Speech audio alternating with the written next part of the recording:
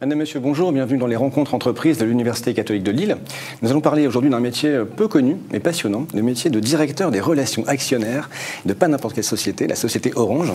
J'ai l'honneur donc de vous recevoir, Bertrand, vous êtes le directeur de ce service, Bertrand de Ronchen. Alors, en quoi consiste ce job, Bertrand?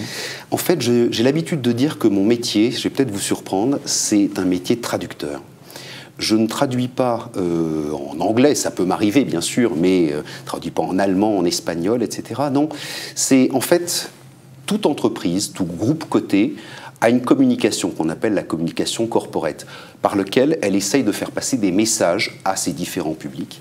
Et donc notre métier, c'est de traduire vis-à-vis d'une cible bien particulière, traduire ces messages vis-à-vis d'une cible bien particulière, qui est la cible des actionnaires individuels, et en ce qui me concerne également, les actionnaires salariés.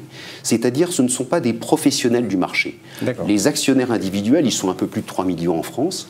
C'est, pour ce qui nous concerne chez Orange, on en a environ un peu plus de 600 000. C'est monsieur, madame, tout le monde.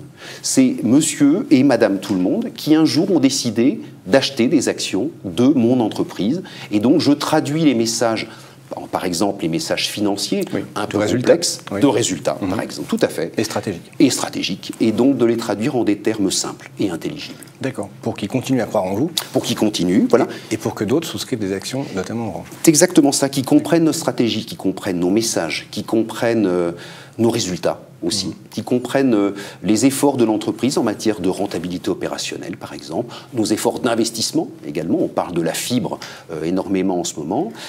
On a une ambition d'investir 17 milliards d'euros d'ici 2018. Expliquer à quoi servent ces résultats, ces investissements dans nos réseaux, la fibre, la 4G, enfin, expliquer la communication, la stratégie de l'entreprise. Alors, quel biais, justement, vous utilisez? Parce qu'ils sont nombreux, vous l'avez dit. Ils sont en plus individuels, ou c'est monsieur et madame tout le monde, vous l'avez dit, donc c'est compliqué peut-être de les toucher. C'est compliqué, je vais pas tous les citer, parce qu'effectivement, on en a beaucoup. Simplement, par grande famille, on va dire qu'on a des outils plutôt traditionnels, comme la lettre à l'actionnaire, comme le rapport annuel dont on s'occupe aussi, qui chez nous en plus est un rapport annuel intégré, donc intégrant des notions de RSE. On a des outils qui sont des outils plus digitaux, parce qu'on s'appelle Orange forcément. On organise des webconférences, on va organiser des e-réunions d'actionnaires, donc ce genre de choses. On a une appli, bien sûr, destinée à nos actionnaires. Et puis tout ça, c'est notre monde, le monde de la communication, lui aussi, il n'y a pas de raison, il évolue très rapidement. Donc si on fait la même interview l'année prochaine, je suis sûr que j'aurai encore d'autres outils auxquels je ne pense pas encore aujourd'hui.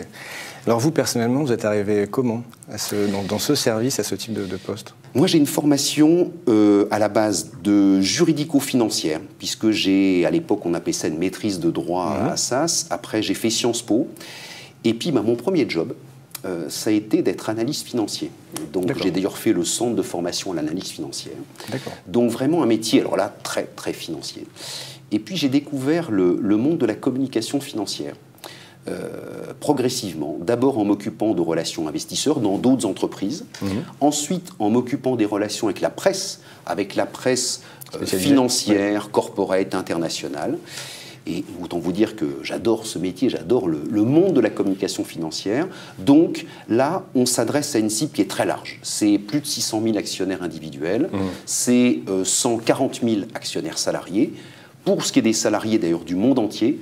Donc c'est un sacré challenge et qui est passionnant. Dernière question, combien de personnes dans votre service? 8 personnes. 8 personnes. 8 personnes, 3 personnes plus spécifiquement vis-à-vis qui s'occupent des relations avec les salariés, et donc 5 pour les relations avec les actionnaires individuels. Bertrand, merci beaucoup. Merci. Bonne journée à vous et à très bientôt sur les ondes du Media Lab.